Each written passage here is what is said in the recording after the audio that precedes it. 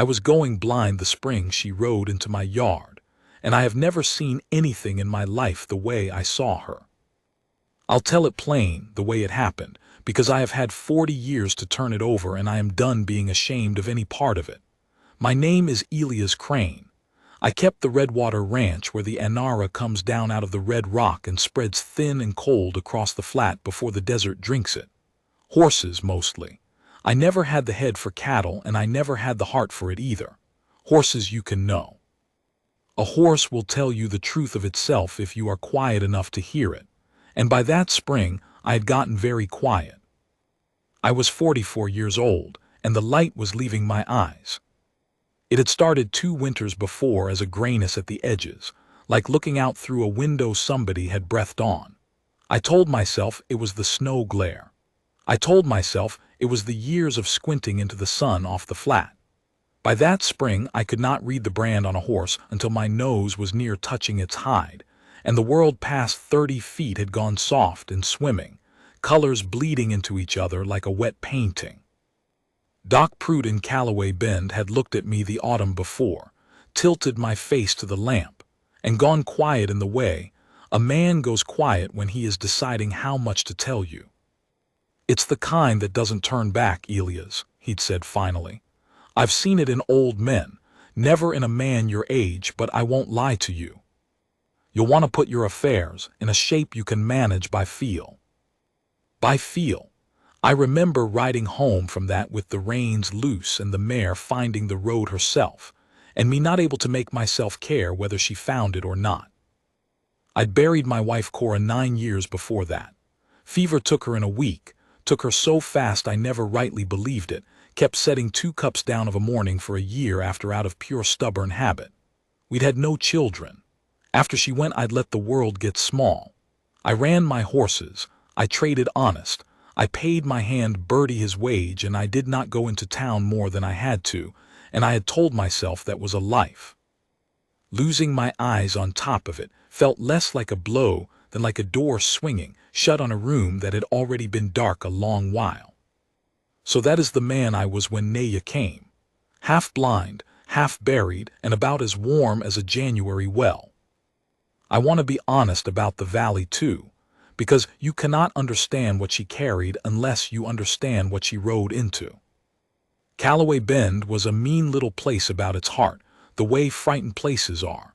It sat below the mouth of the Anara Canyon, and in the canyon, up where the water came out sweet from under the rock, the Chiricahua band had a camp they had kept since before there was a Callaway Bend to be mean about it. The valley did not look at those people. That is the true word for it. They would trade with them at arm's length, buy their baskets and their gentled horses and their doctoring when their own children took sick past what Doc Pruitt could do, and then not meet their eyes on the road, not give them a chair, not say their names. A whole people the valley used and would not see. And of all of them the valley would not see Naya most of all, because Naya would not lower her eyes for anyone. And there is nothing a frightened town hates like a proud woman it has decided to look down on. The morning she came, my best mare was dying. Riene was her name, a blue roan I'd bred myself and thought the finest thing I'd ever put a rope on, and she was down in the corral with the colic, groaning and trying to roll, sweat black on her neck. I'd been up with her all the night. I knew colic, and I knew this was the killing kind, the twist that no walking and no dosing would answer, and I was standing there with my useless graying eyes streaming from the wind. I told myself, and my hand on her heaving side, telling her I was sorry, when I heard the horse come into the yard. I heard it before I could rightly see it. That was the shape my life had taken. A sound first, then a shadow, then, if I was lucky and it came close enough, a face. "Your mare has a twist in her gut," the rider said, a woman's voice low and certain, no lift of question in it at all. "The high one behind the short ribs. You have been walking her. That is why she is still alive. It is also why you are killing her slow instead of helping her." I got my hand up to shade my eyes, and I could make out the shape of her, a woman on a paint horse, sitting it easy, a dark braid, a man's canvas coat, and even blurred as she was I could feel her looking at Riene and not at me, reading the mare the way I read horses, all business. "And who might you be?" I said, not friendly. I was tired and I was grieving the animal already. "I am Naya," she said, like the name was answer enough, and swung down. "From the canyon. I have unwound this twist maybe 40 times. Sometimes the horse lives. If you would rather stand here and watch her die because I came out of the wrong camp, that is a thing white men do, and I will get back on my horse." I did not say anything for a moment. And she did not wait on me. She was already crouching by Riene, running her hands down the mare's belly, her ear against the hide, listening. "Well," she said, "do I work or do I ride?" "Work," I said. What she did over the next 2 hours I will not set down like a recipe, because it was not a trick. It was knowledge, and knowledge like that is not mine to hand out cheap. I will say she had me fetch things, and she had strong hands and a stronger nerve, and she talked to that mare low in her own tongue the whole while, a sound like water over stones, and there was a moment where I was sure we had lost her, and Naya's face did not change at all. She only kept working, patient as rock. And near noon Riene heaved and shuddered, and something turned loose in her, and within the hour she was up, trembling, but up, her ears working, reaching for the water I'd forbidden her all night. I stood there and watched my mare live, and I felt something crack in a wall I'd been building 9 years. "How much do I owe you?" I said, because money was the only language I had left for gratitude by then. Naya wiped her hands on the grass and stood and looked at me, full at me, that first time straight on. And I could not see her clear at that distance. Her face was a soft blur to my ruined eyes, but I could feel the weight of the look, and there was no softness in it and no grievance either. Just measure. She was measuring me. "You cannot see me," she said. It was not a question, and it was not pity. It was a fact laid down between us like a coin on a table. My whole body went stiff. 9 years of grief I had let the town watch, but this thing, this last thing, I had told no soul but Doc Prout, and had ridden home from him and told the horses and nobody else. "My eyes are fine," I said. "Your eyes are going dark," she said, gentle now but not backing off 1 inch. "I have seen it before. You track a voice, not a face. You reach for my hand when I passed you the rope, and you reached a hand's width wide. You hold your head like a man listening because looking has stopped paying him. I am not shaming you. I am telling you a true thing because you have a corral full of horses and a valley full of people who will use your blindness against you the day they smell it. And you should hear it first from someone who does not want anything from you." She paused. "You owe me nothing. Your mare is a fine animal. It would have been a sin to let her die over the shape of my face." And she caught up her paint and got on it and rode out of my yard, and I stood there with the world swimming and my heart going like I'd run a mile, because a stranger from the wrong camp had looked once and seen the whole ruin of me plain, and had not flinched, and had not softened it into a lie. That is the day the door I'd let swing shut came off its hinge. I did not go looking for her. I want that understood. I was not a man who went looking for anything in those years. But 3 weeks on, my hand Bertie came in from the far pasture white as a sheet, and said one of the young studs had gone through the wire and torn his shoulder open to the bone, and neither of us could hold him to sew it. The animal was mad with the pain and near killed Bertie twice, and I thought of the hands that had unwound Riene's gut, and I said, "Ride up the canyon. Find the woman called Naya. Tell her Crane needs her, and I will pay her whatever she asks." Bertie looked at me like I'd asked him to ride into a den of wolves. That was the valley in him, but he went. She came. She came within the hour, and she gentled that half-mad stud with her voice and her weight, and a patience that made my patience look like a boy's, got a hand on him where 2 grown men could not, and stitched him clean while I held the twitch, and all the while she talked to him low in that water-over-stone's tongue, and when she was done, the animal put its nose in her chest and blew out long, the way a horse does when it has decided to trust you with its life. "You have a gift," I said. I have a discipline, she said, not correcting me unkind, just true. A gift you are born with and it makes you lazy. A discipline you earn every day. My grandmother taught me and her grandmother taught her. It is the same with your eyes. She began cleaning her needle. You think losing them is a curse laid on you. It is only a thing that is happening. What you make of it is the discipline. That's easy to say with two good eyes in your head.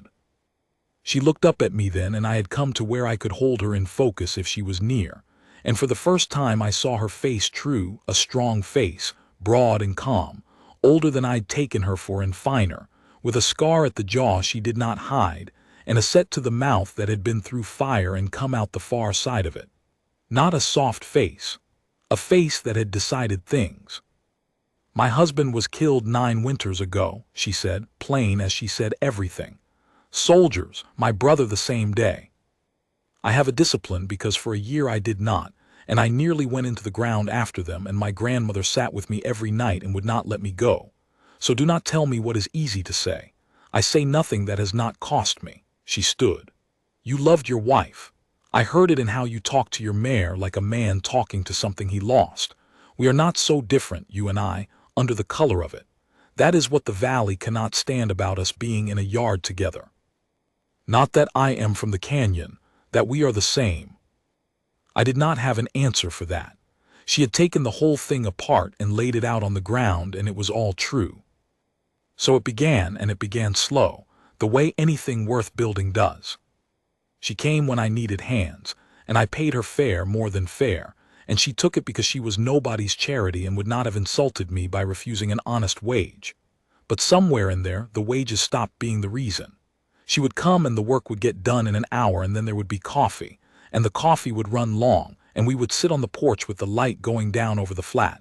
The light I could still just make out, a red smear where the sun drowned, and we would talk. Horses first. Then more. She was foaling out 3 mares of her bands that spring, up in the canyon, and she'd tell me how they came. I'd tell her about Cora, things I had not said out loud in 9 years, and she would listen without trying to fix any of it.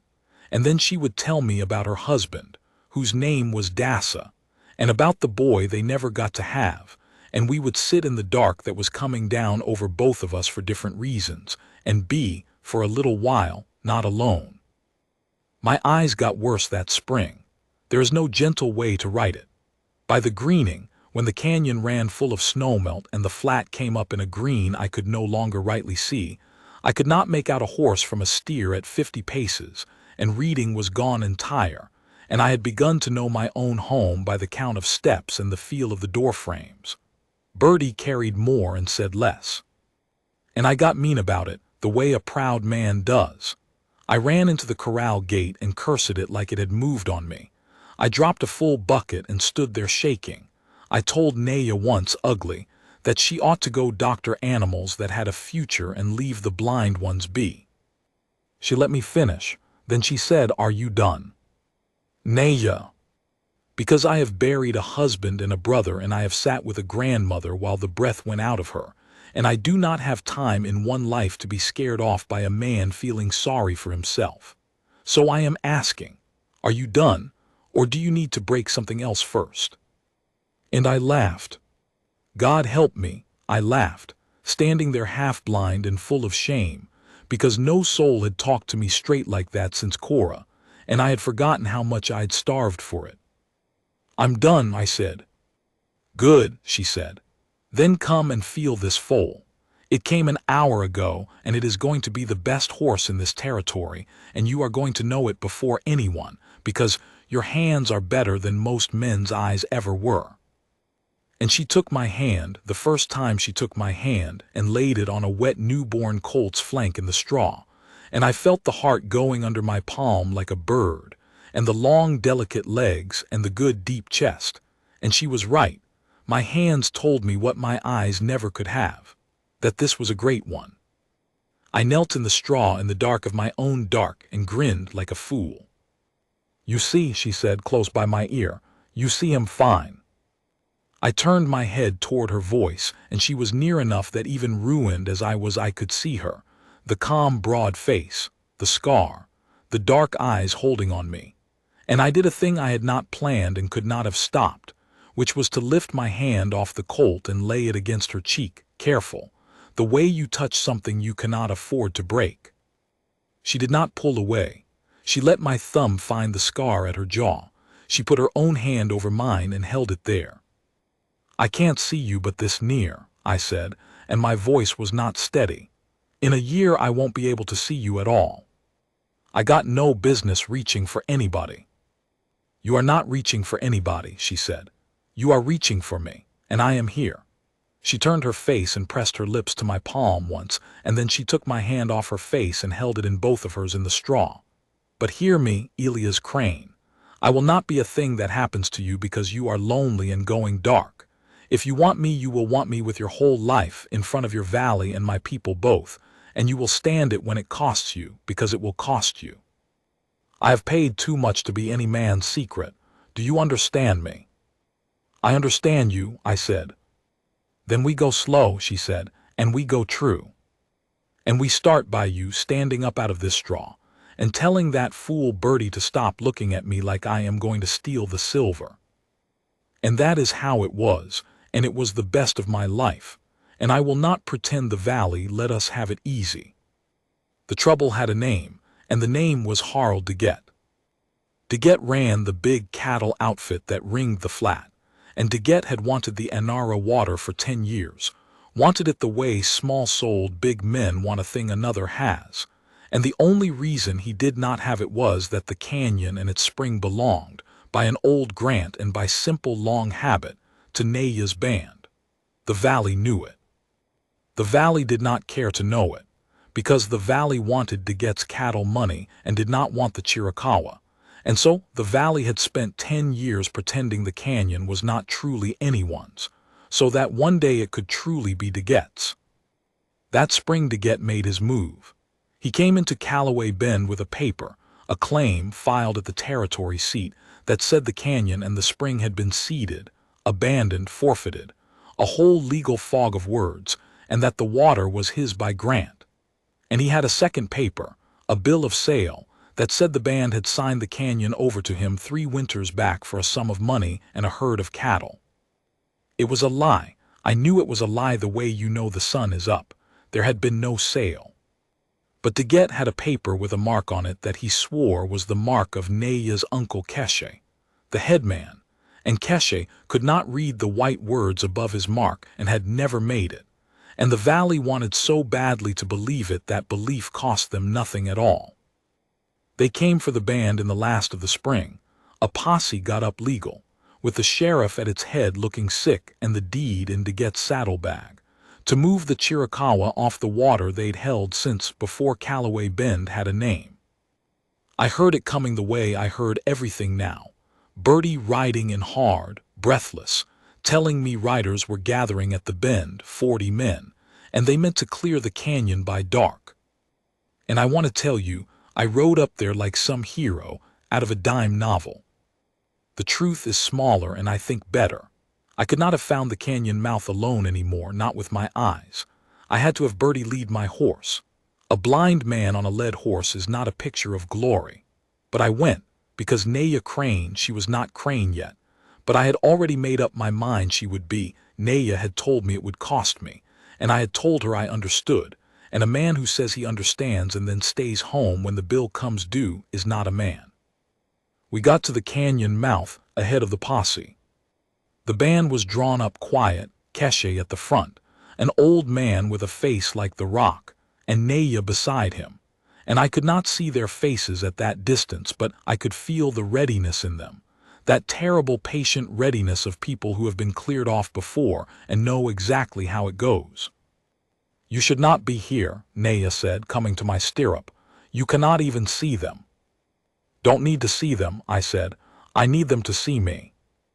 Because here is the thing I had, the one thing my ruined eyes had not taken. I was Elias Crane. I had traded honest in that valley for 20 years. My word was good in Callaway Bend in a way Deget's money never would be, because everyone knew Deget would cut a corner and everyone knew I never had. And I knew a thing about Daguette's paper that the valley did not want to know but could not, if I said it out loud in front of all of them, entirely unknown. When the posse came up the flat and stopped, 40 riders, and Daguette out front fat with his lie, and the sheriff sick beside him, I had Bertie walk my horse out between them and the band, and I sat there blind as a stone and said it loud so the whole flat could hear. "Harl," I said, "that bill of sale you got, it's dated the fall 3 years back. Keshe's mark, you say, made that fall for your money and your cattle." I let it sit. "Only I bought 40 head off you that same fall, Harl, cash, and you were short 100 head, and hollering about it all winter, remember. The whole bend remembers. You didn't have a spare herd to trade any man 3 years ago. You were begging cattle off me. So where'd the herd come from that you say you paid these people with? It's in your paper. Read it out. Read us the number of the herd you paid, and then let's every man here who bought and sold with you that year do the sum." There was a silence on the flat you could have stood a fence post in. Because it was true, and it was checkable, and it was the kind of small, hard, true thing that a big lie cannot survive out in the open. Daguette had written a herd into his forgery that he had never owned. Any ledger in the valley would show it. And more than that, I heard it move through those 40 men like wind through grass.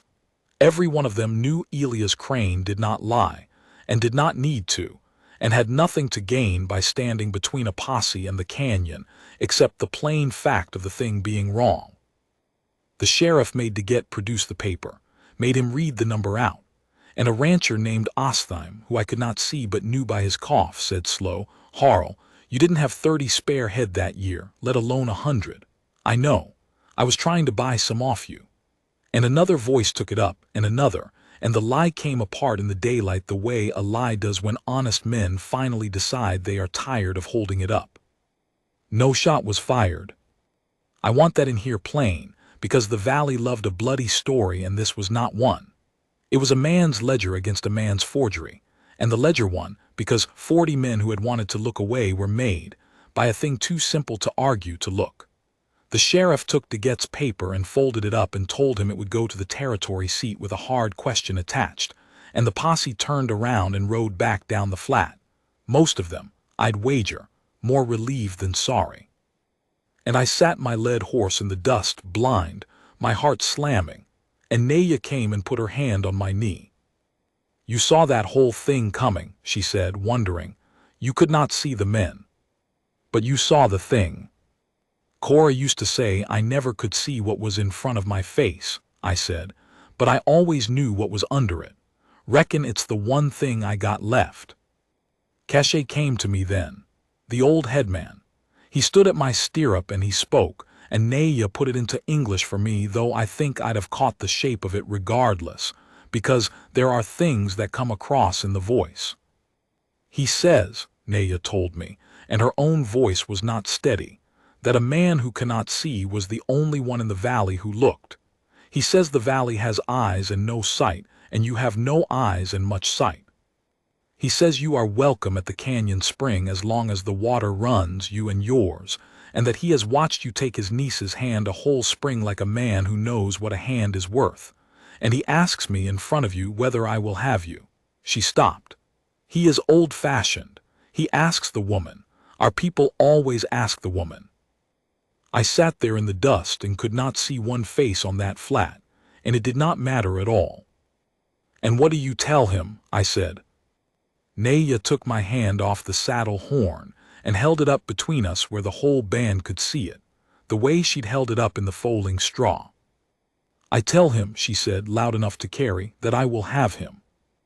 On my terms in front of his valley and my people both, keeping my name and my work and my say, giving myself away myself, to no man's ownership and by my own free choosing." She squeezed my hand hard. "Say it back, Elias Crane, so they all hear it." "On your terms," I said, loud as I could make it, out to a flat full of people I would never clearly see again. "Your name, your work, your say, you give yourself. I take nothing but what you hand me.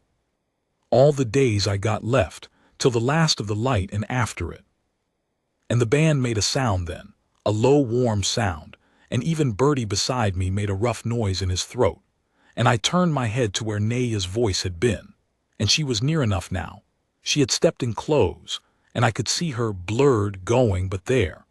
The calm broad face and the scar and the dark eyes wet and holding on me, and I put both hands to her face, and I looked at her with everything I had left to make it last, to burn it in before the dark finished coming. "I'm losing your face," I told her quiet just for her. "I want you to know I'm losing it, and I'm not sorry for one thing. I'll know you by your hands the rest of my life. I'll know you by your step on the porch. I'll know you in the dark better than any two-eyed man in this valley knows his own wife in the light.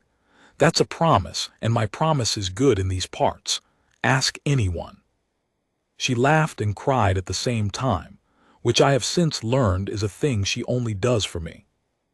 "I know," she said. "I have been counting on it."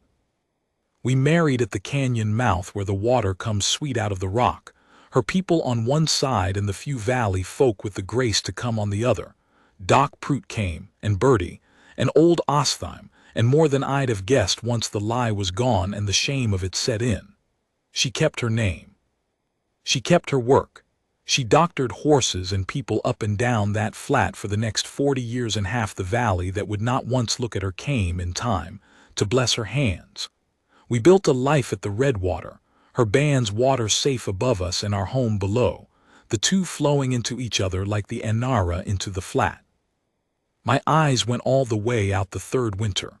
One morning there was a gray, and the next there was nothing, and I lay still in the dark a long while, and then I felt her step come across the floor.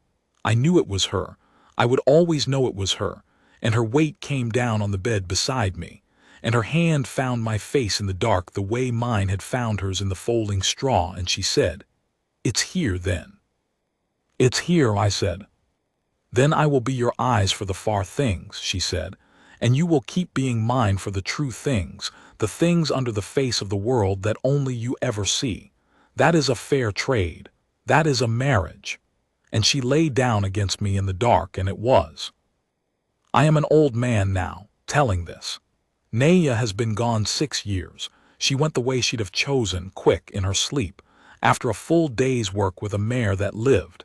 And I have been blind these 40 years and a widower again these 6, and you would think that would be the saddest story a man could tell you. It is not. I want you to hear that, whoever you are, it is not.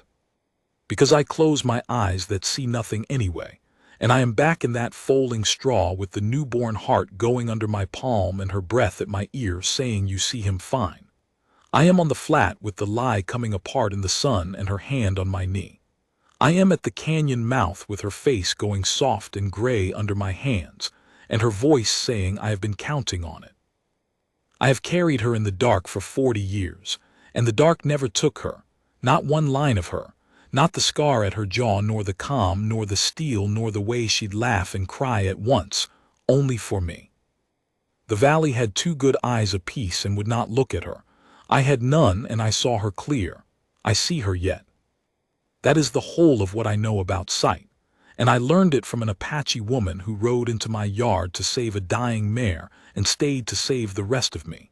And I would trade every color I ever saw in this world for one more hour in the dark with her hand on my face, saying my name. They never could understand it in Callaway Bend, how the blind man was the happy one. I never tried hard to make them. Some things you have to lose your eyes to see.